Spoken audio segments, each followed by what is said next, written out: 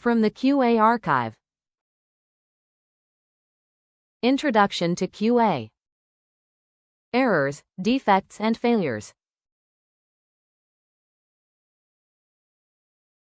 Terminology.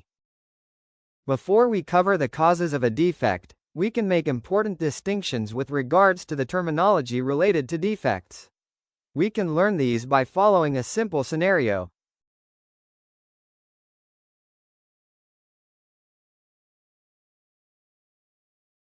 A developer who is writing some software makes a mistake, or error.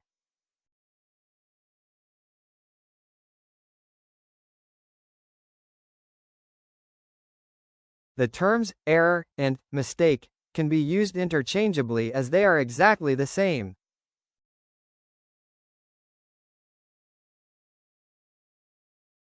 This mistake can produce a defect. The defect does not necessarily have to belong to actual software code, it can also be in a document or in a system.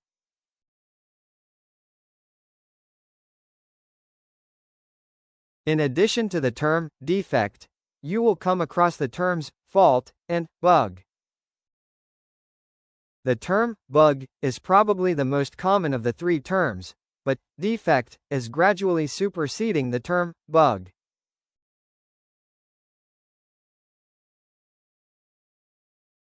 Before execution, nothing has gone wrong.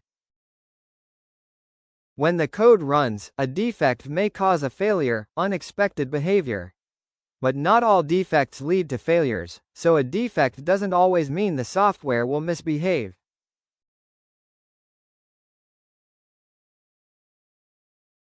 A human being can make an error, mistake, which can often produce a defect, fault, bug.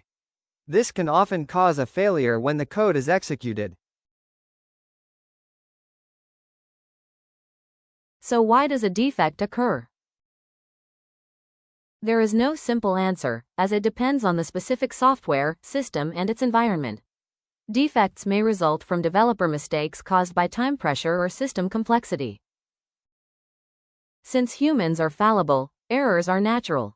However, not all defects are due to human error. Environmental factors like radiation, magnetism, electronic fields, or pollution can also affect hardware and lead to software issues.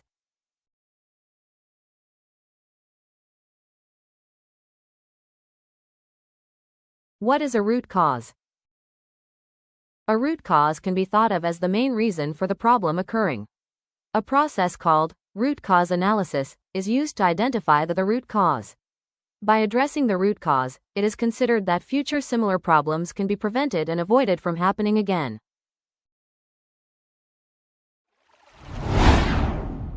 End of lesson. Don't forget to subscribe.